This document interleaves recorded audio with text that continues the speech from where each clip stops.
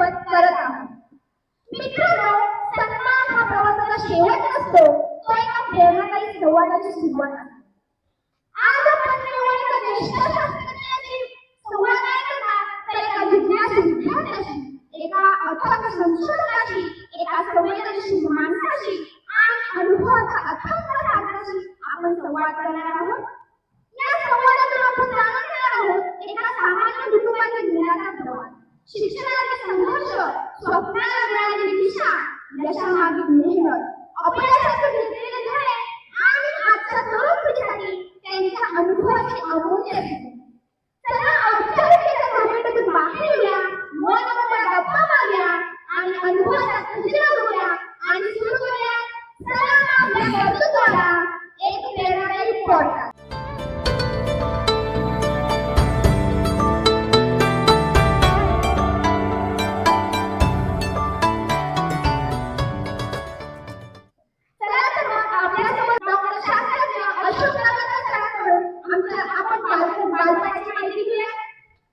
Yes, धन्यवाद.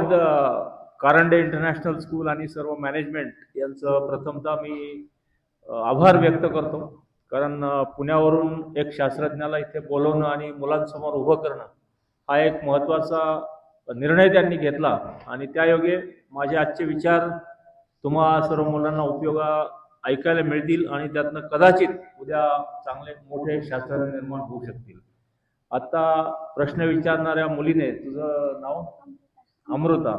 अमृताने प्रश्न विचारला की माझं सुरुवातीचं आयुष्य म्हणजे बालपण किंवा सुरुवात जी शिक्षणाची झाली त्याबद्दल तिने माहिती विचारलेली आहे. मुलांनो आणि मुलींनो, तुमचं जे काही आयुष्य आत्ता चालू आहे त्यापेक्षा खडतर आयुष्य आमचं होतं. काशीनाथ बदगुंगी सर, कारंडे सर आणि सगळे मॅनेजमेंटचे बसलेले सिनियर लोक, आपले मुंबईमध्ये काम करणारे आपले API कारंडे सर सुद्धा इथे आहेत. हे सगळेजण तुम्हाला सांगतील की तुम्ही आत्ता ज्या वातावरणात शिकत आहात, ज्या फॅसिलिटीज तुम्हाला आहेत तेवढ्या फॅसिलिटी आम्हाला नव्हत्या, बरोबर ना कारंडे सर? तर अत्यंत खडतर अवस्थेत आम्ही प्राथमिक शिक्षण कंप्लीट केलं. किंबहुना आम्हाला इंग्लिश शिकणे हा एक मोठा वेगळा अनुभव असायचा. Whereas you people are studying all languages in good manner. आणि त्यामुळे आता तुम्हाला शिक्षण मिळतंय, तुमच्याकडे इंटरनेटची फॅसिलिटी आहे, तुम्हाला मार्गदर्शन करणारी एक अत्यंत चांगली या भागातली नावाजलेली संस्था आहे. 4 वर्षापूर्वी इथे मी आलो होतो आणि या कारंडे इंटरनॅशनल स्कूल जी रेसिडेन्शियल स्कूल आहे इथे तुम्हाला 100% चांगल्या प्रकारचं ज्ञान मिळतंय. त्यामुळे तुम्हाला भावी आयुष्यात सुद्धा चांगल्या प्रकारे अचिव्हमेंट्स नक्कीच करता येतील याची मला खात्री आहे. हिने विचारलेल्या प्रश्नाचं उत्तर हेच आहे की तुमच्यापेक्षा आमचं खडतर आयुष्य होतं, त्यातनं आम्ही अभ्यास करत करत पुढे गेलो. पुढे काय व्हायचं हे ध्येय आमचं ठरलेलं फारसं नव्हतं, पण जसजसं आपण वय वाढत गेलं, शिक्षण वाढत गेलं, त्यानंतर आम्ही ठरवलं की आपण संशोधन क्षेत्राकडे वळावं. धन्यवाद. बरोबर आहे. पहिल्यापेक्षा आता फार सुविधा उपलब्ध आहेत आपल्या मुलांना आणि तुमच्यासारखं आपले हे ज्ञानकोशाचे विद्यार्थी, शास्त्रज्ञ, इंजिनियर याची आम्हाला खात्रीच आहे. आता यानंतर मी आपल्याला एक प्रश्न विचारू इच्छिते की डॉक्टर अशोक नगरकर हे कोणापूर्वीचे आशुष? अच्छा, तिने फार सुंदर प्रश्न विचारलाय. अमृता म्हणते की मी डॉक्टर अशोक नगरकर होण्याआधी जो अशोक नगरकर होता तो कोण होता, कसा होता? तर मराठी मीडियममधनं जिल्हा परिषद शाळेमधनं मी 7वी पर्यंत शिक्षण घेतलं. त्यानंतर तालुका प्लेसला एक छोट्या गावामध्ये 10वी पर्यंत शिकलो. त्यानंतर तालुका प्लेसला BSc झालो, पुणे विद्यापीठामध्ये MSc झालो आणि MSc झाल्यानंतर ह्या आमच्या UPSCच्या एक्झामिनेशन जे असतात, आता जे मार्गदर्शन आपले काशीनाथ बदगुंगी सर करत असतात, त्यांचा UPSCचा मोठा क्लास आहे सोलापूरमध्ये आणि पुण्यामध्ये.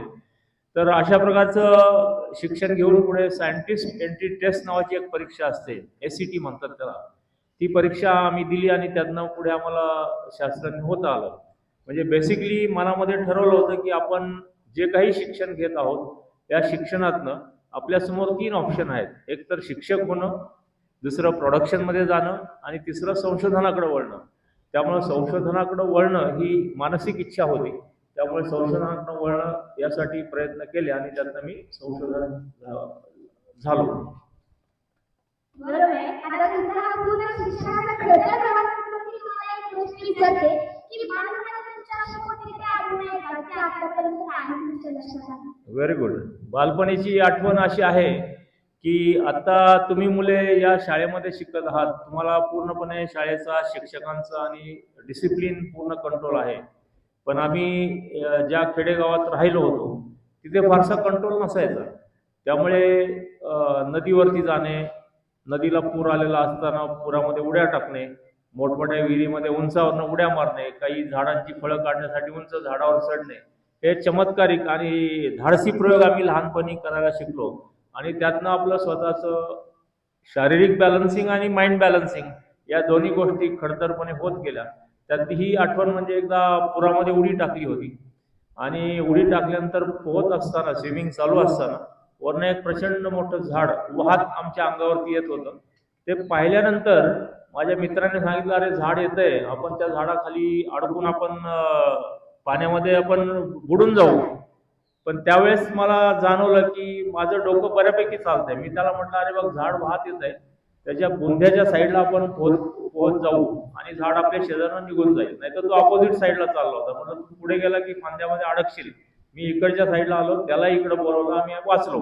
थोडक्यात काय की अडचणींच्या वेळेस आपल्या डोक्यामध्ये चांगले विचार आणि चांगले उपाय येणं हे लहानपणापासून आपल्यात उपजत असतं. ती जाणीव मला त्या दिवशी झाली आणि हाच विचार मला सांगून गेला की आपण काहीतरी वेगळे विचार करू शकतो. धन्यवाद. तुम्हाला संशोधन करायला आवड कधीपासून लागली? म्हणजे तुम्हाला कधी वाटलं की आपण शास्त्रज्ञ व्हावं? लहानपणी मला आठवतंय की आमचे शिक्षक ज्या वेळेस शिकवायचे, मी शिक्षकांना खूप त्रास द्यायचो. हा चंद्र जो आहे पौर्णिमेला खूप मोठा असतो, हळूहळू कमी होत जातो. का बरं कमी होतो? मग शिक्षक समोर बसून मला समजून सांगायचे. हा सूर्य इकडनं तिकडे जातो का पृथ्वी हालते? बऱ्याच लोकांना वाटतं की सूर्य इकडनं तिकडे जातो म्हणजे सूर्य पळतो का? हे बासी छोटे छोटे प्रश्न. आता तुम्ही सायन्समध्ये शिकत असता, कुठलाही पदार्थ नष्ट होत नाही, एकाच रूपांतर दुसऱ्या पदार्थात होत असतं.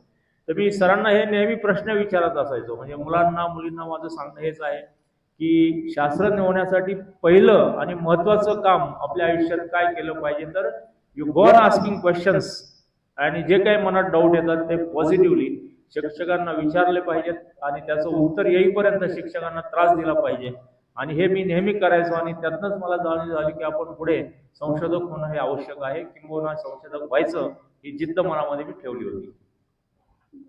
आता असं म्हणते की कोणत्याला पण कुठल्याही प्रकारच्या संघर्षामध्ये फक्त एकाच संघर्ष नसतो, त्याच्यामध्ये खूप माणसाचा संघर्ष असतो. जसं की आपल्या मार्गदर्शन करणारे आपले गुरु, शिक्षक, आपल्याला प्रोत्साहन देणारे मित्र, आई वडील. असं मग तुम्हाला असं कोणत्या शिक्षकांचा जास्त प्रभाव पडला किंवा तुम्ही असं कोणत्या शिक्षकांना जास्त गुरु? तिने सांगितलेला मुद्दा खूपच चांगला आहे. आपले आई वडील तर आपले गुरु असतातच, त्यात काही प्रश्नच नाही. पण जसजसं आपण मोठे होत जाऊ तसतसं आपले गुरु सुद्धा बदलत जातात. म्हणजे आपण हायस्कूलला गेलो, हायस्कूलचे शिक्षक भेटतात, कॉलेजला गेलो, कॉलेजचे शिक्षक भेटतात, शिक्षण पूर्ण झालं, काही समाजातले काही गाईड आपल्याला भेटतात. तर या प्रत्येक स्टेपला वेगवेगळे गुरु मला भेटलेले आहेत. सुरुवातीला आई वडील, नंतर हायस्कूल शिक्षक, नंतर कॉलेजचे शिक्षक, आणि सगळ्यात शेवटी मला एक टर्निंग पॉईंट मला सांगता येईल. MSc झाल्यानंतर खेड तालुका म्हणजे पुण्यापासून 50 किलोमीटर अंतरावर एक राजगुरुनगर नावाचं गाव आहे. त्या कॉलेजमधनं MSc कंप्लीट केलेला मी पहिला विद्यार्थी. तिथे BSc झालो आणि पुणे विद्यापीठात MSc झालो. आणि MSc झाल्यावर मी पहिल्यांदा आमचे तालुक्याचे आमदार त्यावेळेचे साहेबराव बुट्टे पाटील जे होते त्यांच्याकडे गेलो, सर्टिफिकेट घेऊन, माझे मार्कशीट घेऊन गेलो. सर, या हुतात्मा राजगुरू महाविद्यालयातनं मी BSc झालो आणि पुणे विद्यापीठातनं MSc झालोय, तर मला या कॉलेजमध्ये लेक्चरशिपची नोकरी द्या. त्यावेळेस दुसरं काय स्वप्न असतं. तर मी त्यांच्याकडे गेलो. अध्यक्ष होते ते, आमदार होते. तर त्यांना मार्कशीट दाखवल्यावर ते खुश झाले. चांगली गोष्ट आहे, या कॉलेजचा विद्यार्थी आहेस. पण ते त्या क्षणी मला म्हटले की तुझे मार्क्स पाहून मला असं वाटतंय की तू लेक्चरर तर होऊ शकतोस, तुला आम्ही घेऊ शकतो, नो डाऊट, तू कॉलेजचा विद्यार्थी आहे, first priority to you, but what I suggest you should try something else. म्हणजे लेक्चरशिप होण्यापेक्षा दुसरं काहीतरी अजून तुला आयुष्यात चांगलं करता येऊ शकतं. त्यामुळे तू तुझ्या इतर मार्गांचा शोध घे, त्यामध्ये प्रयत्न कर. 6 महिने प्रयत्न केल्यानंतर जर तुला वाटलं की तू काही करू शकत नाही, परत इथे तुझी नोकरी मी फिक्स ठेवतो, त्यांनी जो मला कॉन्फिडन्स दिला आणि मग त्यावेळेस मग मी पुण्यामध्ये गेलो. NCL मध्ये नॅशनल केमिकल लॅबोरेटरीमध्ये इंटरव्ह्यू दिला, तिथे सिलेक्ट झालो. तिथनं पुढे मग DRDOत इंटरव्ह्यू दिला, तिथे मग सायंटिस्ट म्हणून जॉईन झालो. धन्यवाद. तुमच्या या मोठ्या प्रवासामध्ये तुम्हाला असं कधी वाटलं का की मोठी हार मानावी, काहीतरी जमणार नाही हार मानावी? तिने विचारलेला प्रश्न असा आहे की प्रवास करत असताना काही अडचण आली आणि अडचण आल्यानंतर आपण निराश झालो, मग आपण हारलो, मग त्यावेळेस निराश झाल्यानंतर असं वाटतं की आता बस हा प्रवास नको, असं कधी झालं का, हा प्रश्न तिने विचारलाय. तर लकीली मी तुम्हाला सांगेल, आम्ही सायंटिस्ट आहोत. सायंटिस्टचं काम काय? प्रयोग करणं. प्रयोग करणं म्हणजे काय? प्रत्येक वेळी प्रयोग यशस्वी होईल असं असतं का? नाही. किंबहुना failure is the first step of success. त्यामुळं आपण इवन थॉमस अल्वा एडिसनचं वाक्य सांगतात की त्याने जो इलेक्ट्रिक बल्ब तयार केला, पहिला बल्ब सक्सेस झाला होता का? नाही. त्याने अनेक वेळा प्रयोग केले, बल्ब तयार केला, पण तो फुटायचा. अल्फ्रेड नोबेलचं एक उदाहरण आहे, त्याने डायनामाइट नावाचं एक्सप्लोजिव्ह शोधून काढलं. पहिल्यांदा त्याने जो प्रयोग केला त्याची पूर्ण लॅब उद्ध्वस्त झाली आणि त्या लॅब उद्ध्वस्त होताना त्याची लॅबची बिल्डिंग उडाली, कागदपत्र उडाले, इन्स्ट्रुमेंट उडाले आणि तो कर्जबाजारी झाला. मग दुसऱ्या वेळेस प्रयोग करताना त्याने कर्ज काढलं आणि परत लॅब सुरू केली. जिद्द त्याच्या मनामध्ये होती आणि दुसऱ्या वेळेस परत 6 महिन्याने दुसरा ऍक्सिडेंट झाला. त्या ऍक्सिडेंटमध्ये बिल्डिंग गेली, इक्विपमेंट गेले, डॉक्युमेंट गेले आणि स्वतःचा भाऊ सुद्धा गेला. आता एवढं झाल्यावर त्याचे आई वडील त्याच्यावरती खवळले, बाद झाले तुझे प्रयोग, हे जे एक्सप्लोजिव्हचं काम तू करतोयस ते रिस्की आहे, ते काय करू नकोस. तर अल्फ्रेड नोबेलने पुढे आई वडिलांचा विरोध पत्करून तिसरा प्रयोग केला आणि त्या प्रयोगात तो सक्सेसफुल झाला आणि त्यानंतर त्याने डायनामाइट नावाचं कंपाऊंड तयार केलं, त्याचं पेटंट घेतलं, 56 देशामध्ये कंपन्या टाकल्या आणि जगातला सर्वात श्रीमंत मनुष्य झाला. इतका श्रीमंत की त्याला पैसा कुठे ठेवावा हा प्रश्न पडला. त्याने अल्फ्रेड नोबेल ट्रस्ट नावाची ट्रस्ट फॉर्म केली. त्या ट्रस्टच्या व्याजावरती आज नोबेल पारितोषिक दिलं जातं आणि तुम्हाला माहिती आहे की हे फंक्शन जवळपास 3,500 लोक असतात, 7 स्टार हॉटेलमध्ये राहतात. एवढा प्रचंड खर्च त्या नोबेल पारितोषिक वितरण समारंभाचा असतो आणि हा पैसा पूर्णपणे एका शास्त्रज्ञाने त्याच्या अपयशातनं उभा केलेला पैसा आहे. म्हणजेच काय की आपल्या आयुष्यात प्रयोग करताना अनसक्सेसफुल आपण कधी कधी होत असतो, पण अनसक्सेसफुल झालो म्हणजे पूर्णपणे आउट झालो असं नाही. त्यातनं काही धडे घेऊन आपल्याला पुढे जायचं असतं. हे लेसन मी त्यातनं शिकलो. म्हणजे तुमच्या सांगण्याने आमच्या विद्यार्थ्यांना एक खूप महत्त्वाचा संदेश मिळतो की किती पण अपयश आलं ना तर कधी पण कोणत्या पण याच्यामध्ये हार नाही मानली पाहिजे. करेक्ट. मग आता आपण यशासाठी जर प्रयत्न केला तर ते एखाद्याला कमी असेल, बुद्धिमत्ता महत्त्वाची असते का जास्त सातत्य? तिचा प्रश्न फार सुंदर आहे. अल्बर्ट आइन्स्टाईनचं एक वाक्य आहे, imagination is better than knowledge. Imagination is better than knowledge. तिने आता जो प्रश्न विचारला, तुम्हाला ज्ञान आहे, तुमच्या डोक्यामध्ये ज्ञान खच्चून भरलंय, सगळं माहिती आहे, पण तुमच्या डोक्यात इमॅजिनेशन, कल्पनाच काही येत नसेल तर त्या डोक्याला काही अर्थ नसतो. आता ही शाळा उभी राहिली, हे रेसिडेन्शियल स्कूल काढण्याचं कारण ते बंधूंनी ठरवलं आणि ते प्रत्यक्षात आणलं. 4 वर्षापूर्वी मी आलो होतो, एक ग्राउंड रिकाम होतं, आता पूर्णपणे कंपाऊंड झालेलं आहे. ही इमॅजिनेशन आहे, त्यांच्या डोक्यात कल्पना येते, आपण ज्याला संकल्पना आणि कल्पना म्हणतो. तर सायंटिस्ट होण्यासाठी सगळ्यात महत्त्वाचं काय असतं तर आपल्या डोक्यामध्ये कल्पना येणं आवश्यक आहे आणि या कल्पना आल्यानंतरच आपण काहीतरी पुढे करू शकतो. त्यामुळे शास्त्रज्ञ होण्यासाठी या कल्पना येणं आवश्यक आहे. म्हणूनच अल्बर्ट आइन्स्टाईनचं ते जागतिक दर्जावरती फेमस असणारं वाक्य तुमच्या शाळेमध्ये सुद्धा तुम्ही जमल्यास लिहा, imagination is better than knowledge. म्हणजे नॉलेज तर पाहिजेच, पण त्या व्यतिरिक्त संकल्पना सुद्धा डोक्यात येणं आवश्यक आहे. आणि आता तुम्ही ज्ञानकोश विद्यार्थ्यांना म्हणजे नवीन पिढीला किंवा भारताच्या कोणत्या पण नवीन पिढीमध्ये विद्यार्थ्यांसाठी आपल्याला सर्वात महत्त्वाचा गुण कोणता?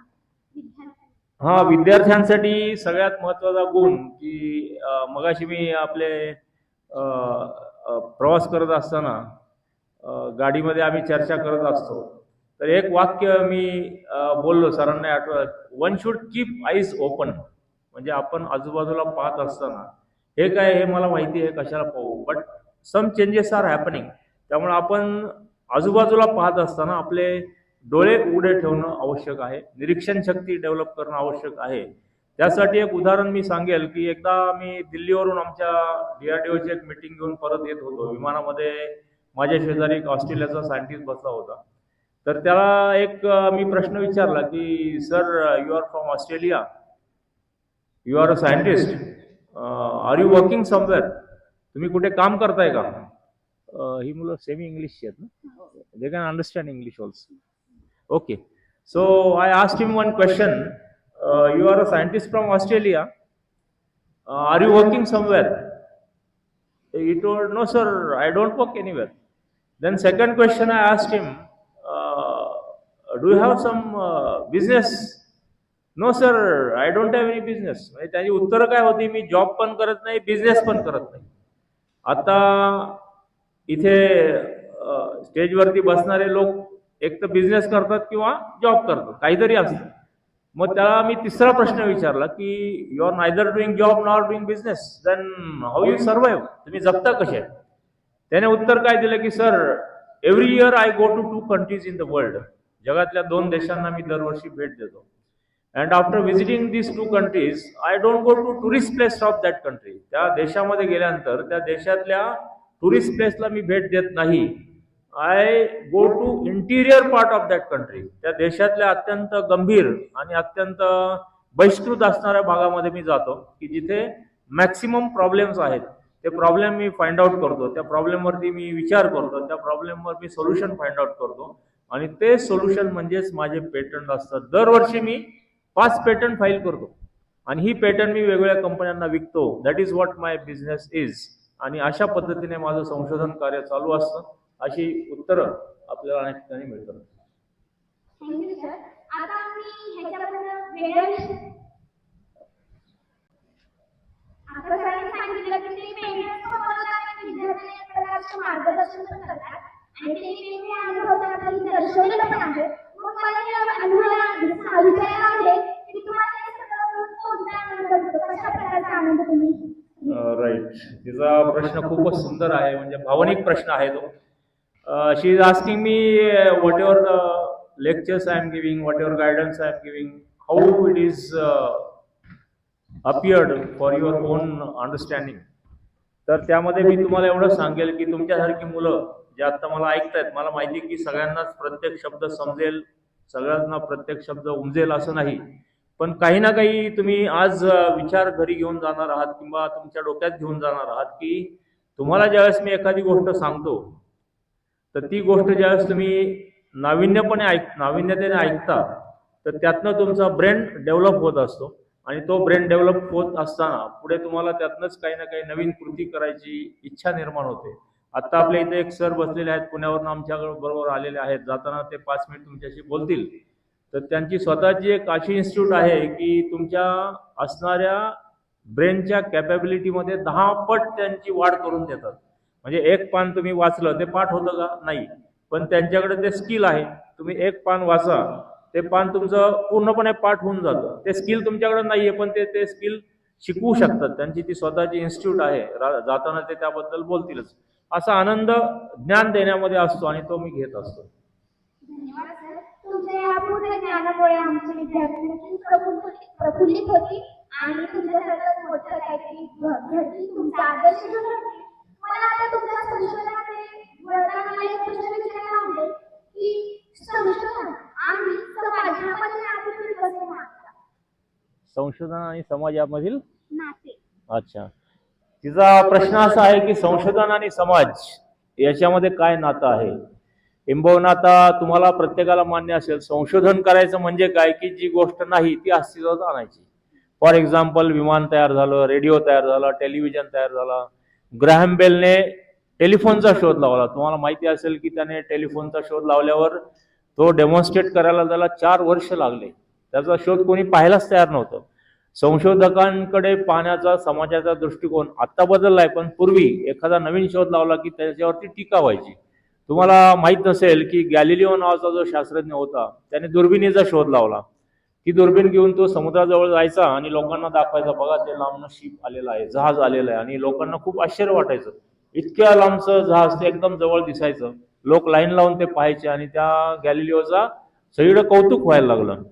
परंतु एक दिवस काय झालं की त्या गॅलिलिओने त्याची दुर्बीण वरती लावली. वरती म्हणजे ग्रह ताऱ्यांचा अभ्यास करायला त्याने सुरुवात केला आणि त्यानंतर लो टाईड, हाय टाईड म्हणजे भरती ओहोटीचं सायन्स त्याने शोधून काढलं.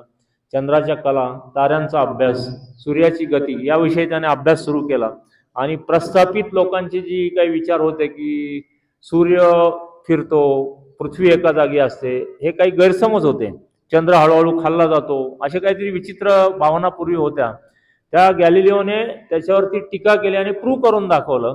अशा गॅलिलिओला त्यावेळच्या राज्यकर्त्यांनी जेलमध्ये टाकलं. ज्याने फिजिक्स विषयाचा प्रचंड मोठा अभ्यास केलेला होता, तो शास्त्रज्ञ होता, त्याने नवीन शोध लावले, त्याचं कौतुक करायच्या ऐवजी त्याला जेलमध्ये टाकला. त्या जेलमध्ये त्याला डायबिटीज झाला, त्याचे शेवटी डोळे गेले आणि अंध होऊन तो जेलमध्येच एक्सपायर झाला. आणि तेवढंच नाही, त्याने जेलमध्ये असताना फिजिक्सवरती एक मोठा ग्रंथ लिहिला होता, तो सुद्धा लोकांनी जाळून टाकला. म्हणजे शास्त्रज्ञांच्या बाबतीत पूर्वी समाज हा अत्यंत निष्ठुरपणे वागायचा, कारण शास्त्रज्ञ समाजामध्ये असणाऱ्या प्रस्थापित गोष्टींना चॅलेंज करून नवीन काही ना काही शोधत असायचा. पण सध्या परिस्थिती बदललेली, आता शास्त्रज्ञांना आदराने बोलवलं जातं. आजही कारंडे सरांनी आणि त्यांच्या संस्थेने मला इथं बोलवलंय, मुलाखत घेत आहे. हा एक बदल आज आपण समाजामध्ये पाहत आहोत. धन्यवाद सर. आता ह्या मोठ्या सायंटिस्टनुसार तुम्ही पण एक प्रकारचे शास्त्रज्ञ आहात. मला हे विचारायला आवडते की तुम्ही कोणत्या प्रकारचे शोधासाठी लावले? Very good. तिने विचारलेला प्रश्न अत्यंत सुंदर आहे. आता मी आतापर्यंत कुठल्या प्रकारचे आणि किती शोध लावलेत ते तिने विचारलंय. तर जवळपास मी 37 वर्ष शास्त्रज्ञ म्हणून काम केलं DRDO मध्ये, डिफेन्स रिसर्च डेव्हलपमेंट ऑर्गनायझेशन.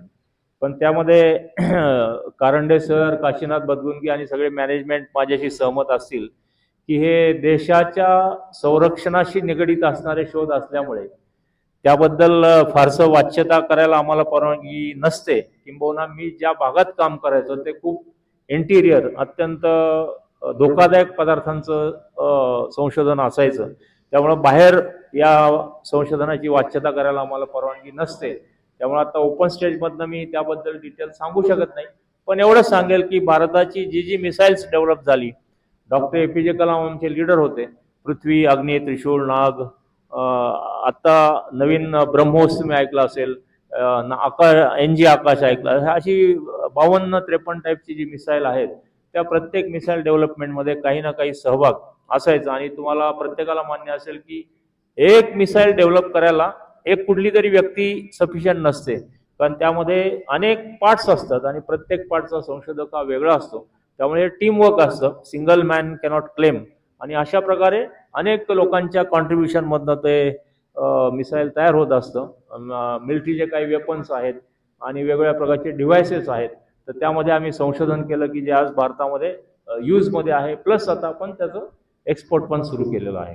धन्यवाद. तुम्ही एक प्रकारचे शास्त्रज्ञ असून तुम्ही शास्त्रज्ञाचं काम आणि कुटुंबाकडे कसं पाहता? अच्छा, तिने थोडा घरगुती प्रश्न विचारलाय की शास्त्रज्ञाचं काम आणि कुटुंब. शेवटी आता काय, दिवसभर ड्युटी केलं की संध्याकाळी आपण घरी जातो, मग घरी गेलं की घरची कामं, आणि ऑफिसमध्ये गेलं की ऑफिसची कामं. म्हणजे बाकीचे लोक करतात त्याच पद्धतीने आम्ही कुटुंबाशी निगडीत असतो. त्यामुळे फारसं काय अशी तारेवरची कसरत वगैरे नाही. फक्त एवढंच आहे की काही प्रयोग करायला आम्हाला देश पातळीवरती भारतामध्ये फिरावं लागायचं. Pakistan border, China border, Arunachal Pradesh, Tawang, इकडे नॉर्थ ईस्टमध्ये अगदी तेजपूर वगैरे, गुवाहाटी, चेरापुंजी, इकडे खाली ओरिसामध्ये बालासूर, खाली अब्दुल कलाम आयलँड तिकडे जे डेव्हलप झाले ते. तर भारतामध्ये अनेक एरियामध्ये आम्हाला फिरावं लागायचं. त्यामुळं कधी कधी 15-15, 20-20 दिवस आम्ही घराच्या बाहेर असायचो. एकदा काश्मीरमध्ये मी जवळपास 28 दिवस थांबलो होतो व्हॅलीमध्ये.